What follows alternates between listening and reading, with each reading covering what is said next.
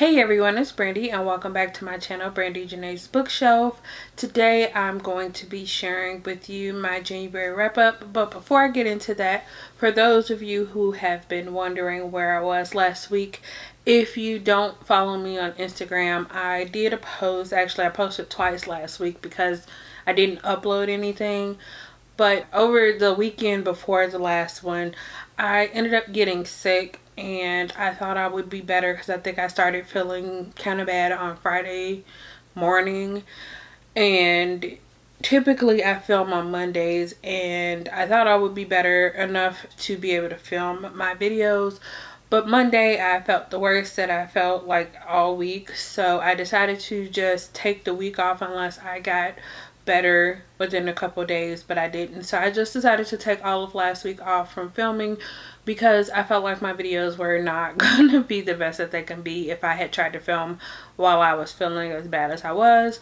So, you know, every now and then you need to take that little break. I wasn't expecting to get sick. I was really upset about being sick, and honestly I'm still not completely back to 100%, but I am a lot better than I was like this time last week. So I'm here.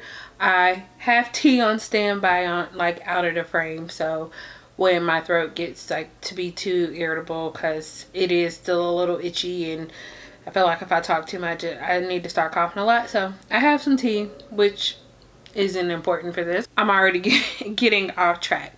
Like I said, I will be sharing with you my January wrap up. Before I get into the actual books and my thoughts about those books, I do have a few stats to go over. In January, I finished 10 books. Out of those 10 books, I read a total of 3,807 pages, and my overall rating for January was 3.4 stars. Like always, I'm going to talk about the books in order from my least favorite up to my most favorite, starting with my lowest rated book, which was a 2.5 out of 5 stars. This was Wicker King by Maya Hughes, and I actually received an e-arc version of this book for review from the author. This is part of a new adult contemporary romance series. So at the very beginning of this one, we're thrown right into the story with these two main characters. Like I said, the story is told in dual perspectives, and the two main characters have this past relationship, and it is still, or they still have feelings for each other, or they're still being affected by something that has happened in the past between the two of them, even though they aren't currently together or in any speaking terms. The two main characters end up getting thrown together because they have a lot of mutual friends, and the girl ends up getting invited to this, I think it was like a 4th of July kind of summer vacation. I was conflicted with the story, and it got such a low rating for me because the entire story, it relied on a lack of communication between the two characters. Their senior year of high school, the guy comes in, there's a party at this guy's house. He's really rich, she's not. She ends up going to this party to go try to diffuse a situation that's happened. She doesn't want to get out of control because it can affect her sister, and she's doing everything that she can so her sister doesn't really have a big change in her life. So she goes to this party to confront someone about this, and like one thing leads to another and the entire situation looks bad, but they never talk about it. This is years later, and it's clear to see pretty early on that they both still have feelings for each other. They never got closure, but they're both very upset because of things that the other did or did not do. So they come, like, after fighting on and off, and the sets of friends not letting them leave, like, you know, they're like, you need to talk, stop fighting, you know, we're just all gonna enjoy this vacation. And they end up getting back together physically pretty quickly, like pretty early on in the book. And there were time after time after time when these characters could have just talked to each other. And what killed me is that they were starting to talk, but the girl character, she would not just finish telling the story. and it seemed like that was the case, so the story could be as long as it was.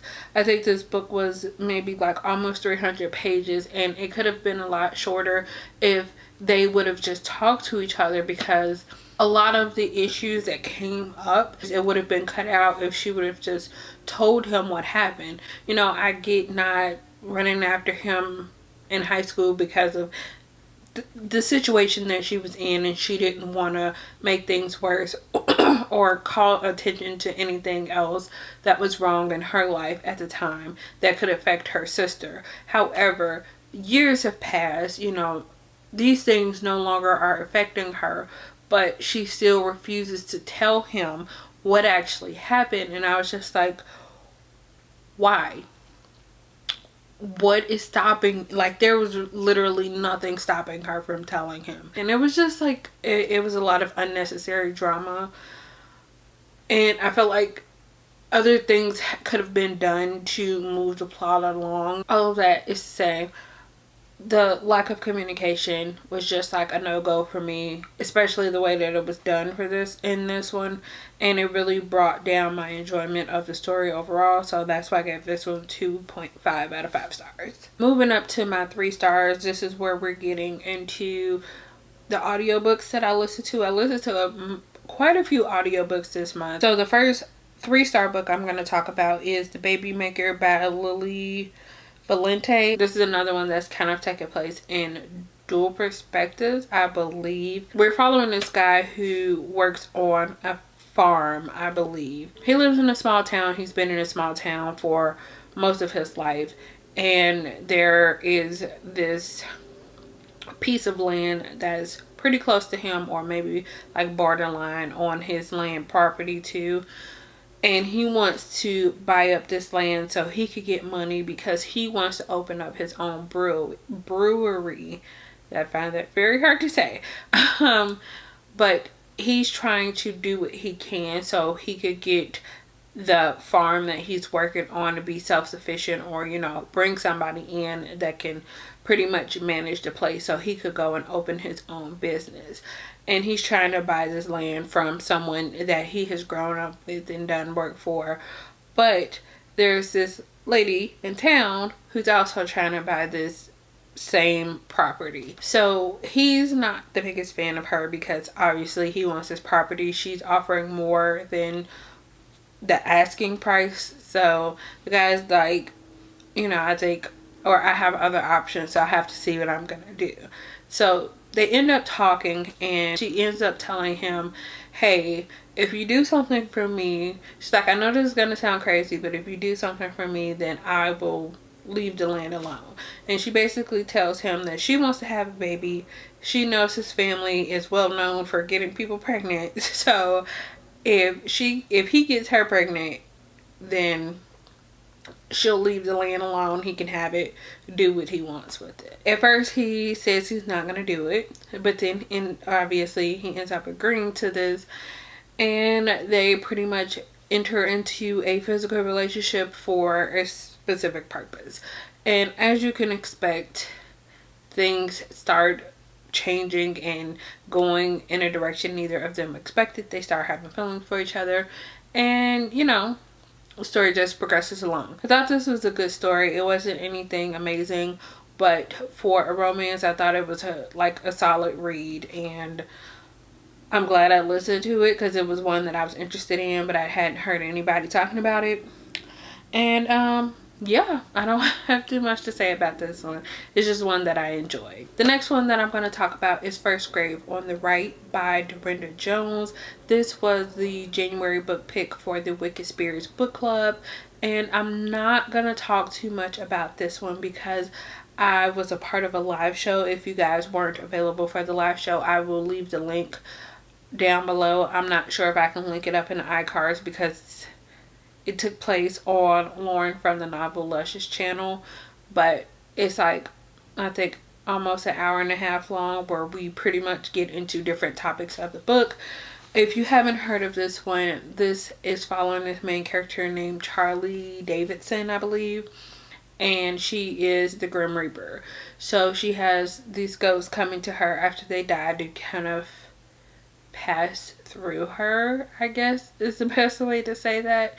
And that's like one of her jobs, but she's also a private investigator.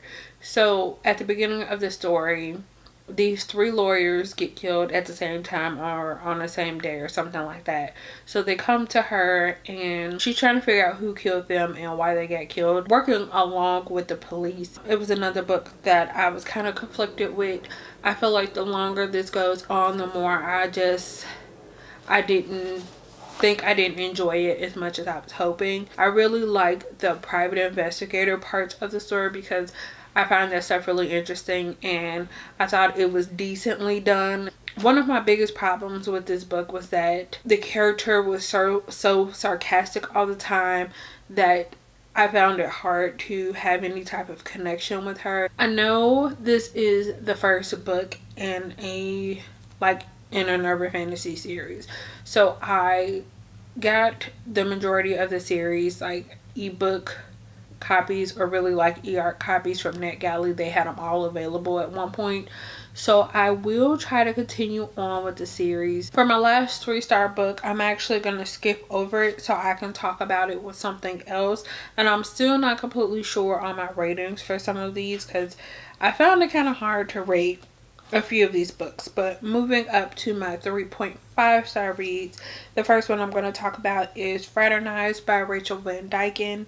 This is another contemporary romance. I believe this one is just slightly over the typical new adult age. We're following this girl who is a plus size girl. She is trying out for this professional cheerleading team. We also get the perspective of the guy who used to be her best friend that turned into her boyfriend, sort of, at some point. This isn't the first time I've read about a love triangle, obviously, but I think this is the first time that I've read one that was like at this specific age. But there's also a focus on a past relationship that 2 of the characters had and exploring if that's gonna be something that they want to re-explore, or if that's just like something that they need to work through and move on from, you know, what happened in the past. I didn't go into this expecting it to be that, and when I first realized that's what was going on, I was just like, I don't know, because I don't have a problem with love triangles.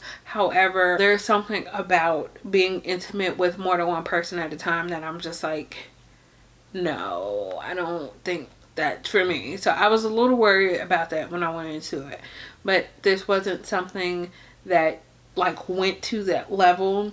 There were obviously flirtations on both ends, but it didn't go high, like it didn't go past a certain level with the 2 different love interests at the same time. So I really appreciated that. There were some like statements made, which I kind of wish I had something where I had wrote all of that down, but I was listening to the audiobook, so I couldn't remember every little detail. But there were some things where I was just like, I don't know how I feel about the way that was said.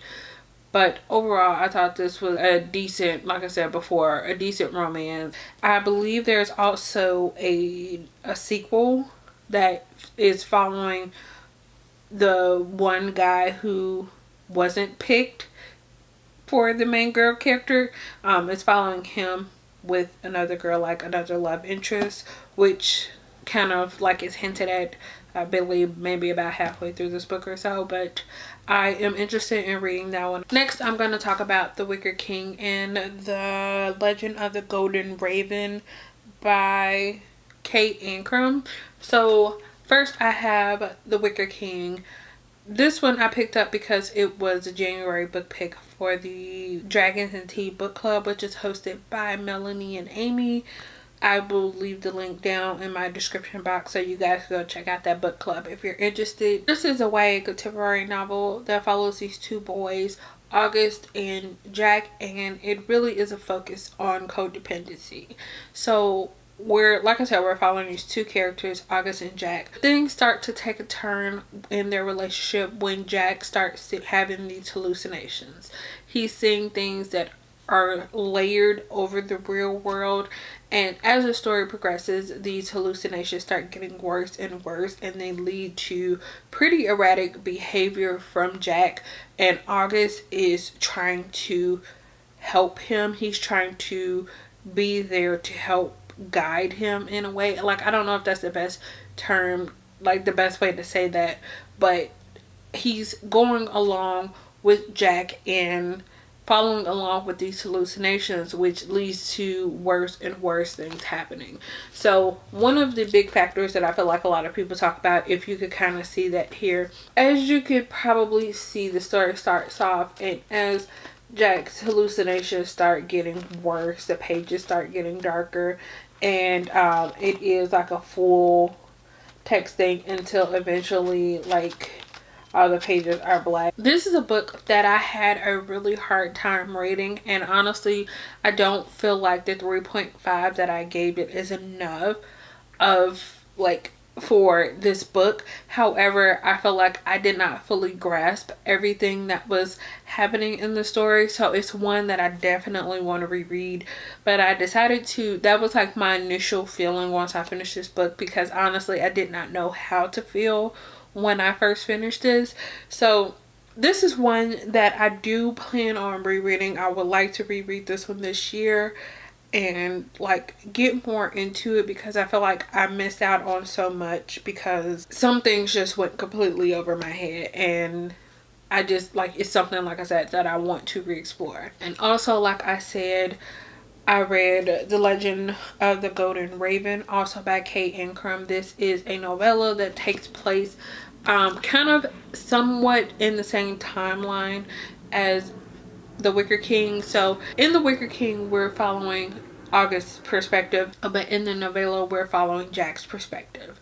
And we get to experience what he's going through as he's living in some of these hallucinations. And this one, I could say I wasn't the biggest fan of this one. I gave the novella 3 out of 5 stars. I don't think there was anything particularly wrong with the novella. I guess the fantasy elements that were basically the hallucinations, I just wasn't really into all of that. I was more so into like the storyline of August and their relationship and all of those things.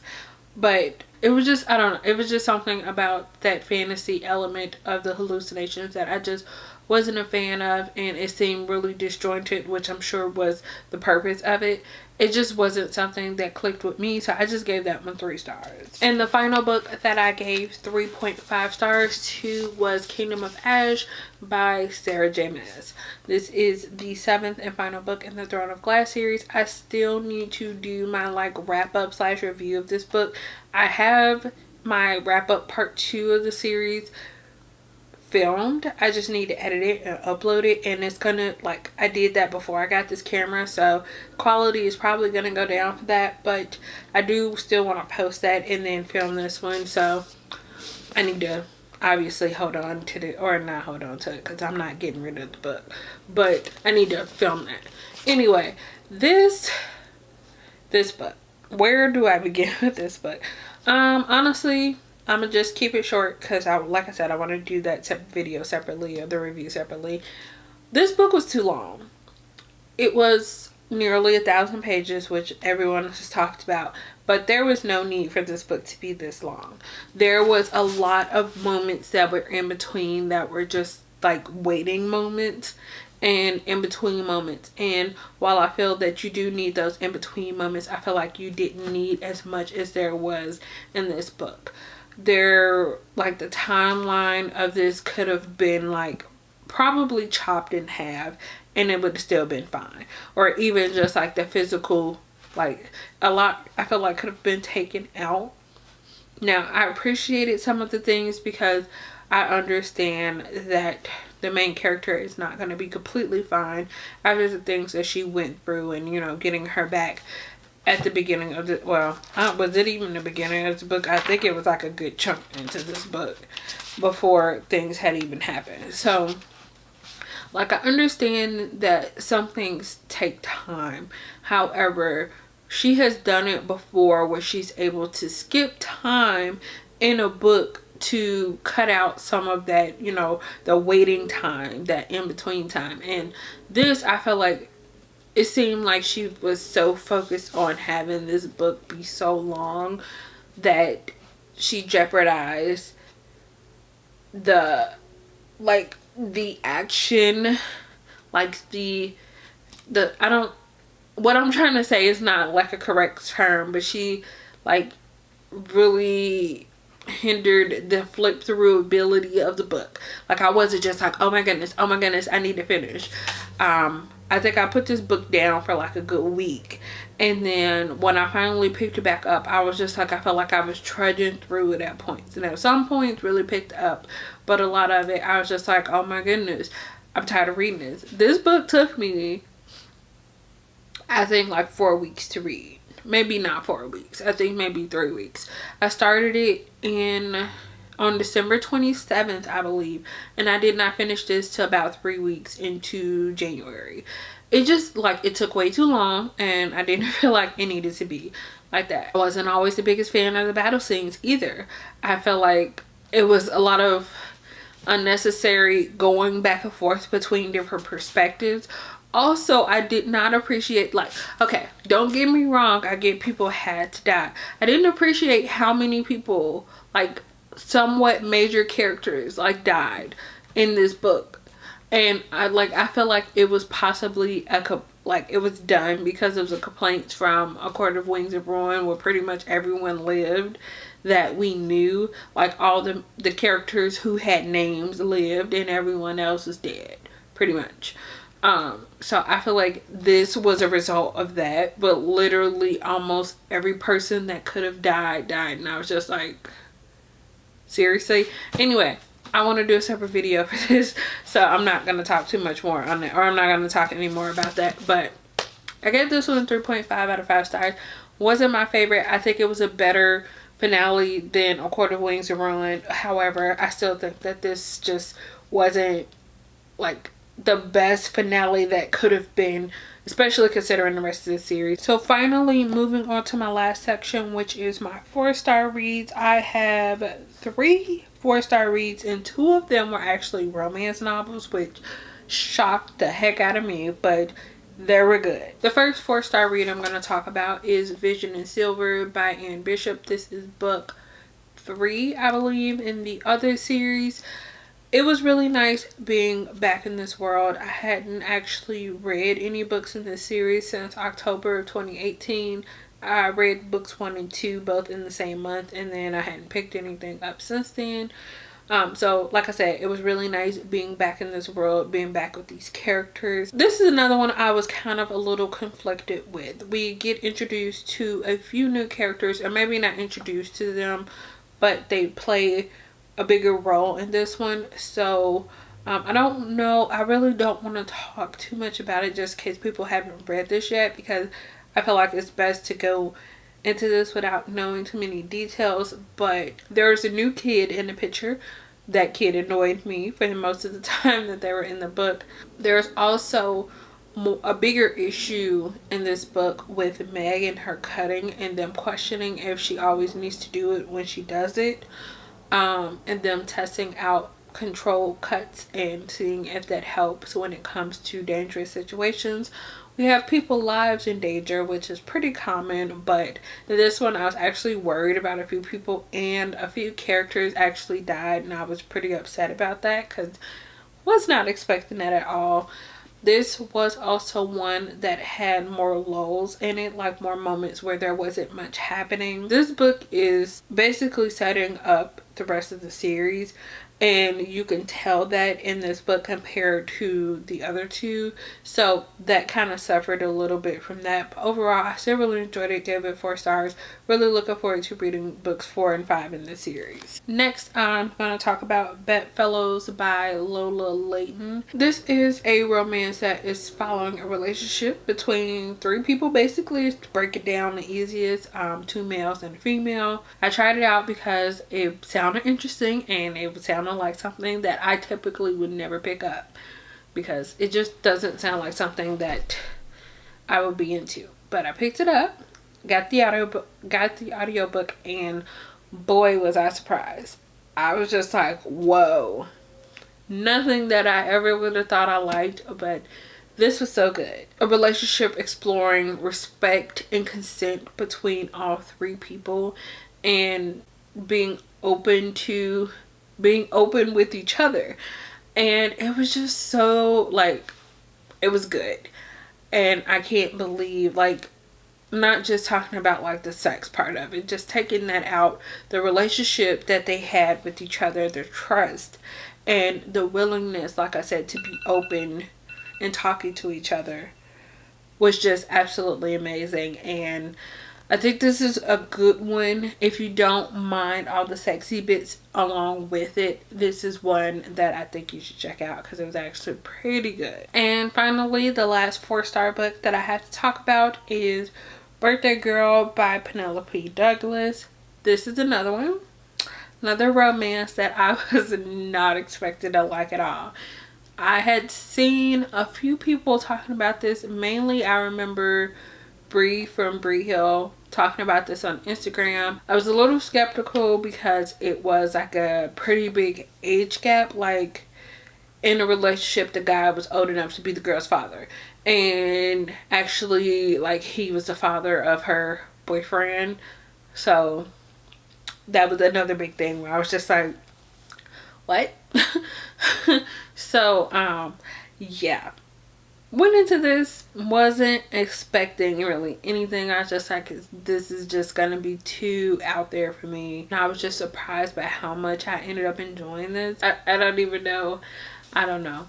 It was good, and I'm looking forward to trying out more Penelope Douglas, and interested in trying out more that have age gaps. That's all I have for my January wrap up. Let me know what you guys read in January, and let me know what your favorite read of the month was. Thank you guys so much for watching. If you liked it, give it a thumbs up, and if you'd like to see more from me, make sure you subscribe. I will see you guys again in the next one. Bye.